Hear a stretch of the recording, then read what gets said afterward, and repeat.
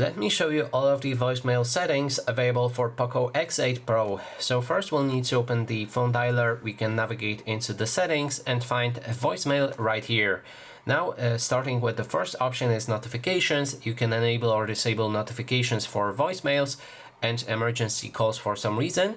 You can then enable floating notifications for it and choose a specific custom sound for those notifications only. You can also enable or disable vibrations and decide if you want to see them on lock screen or not.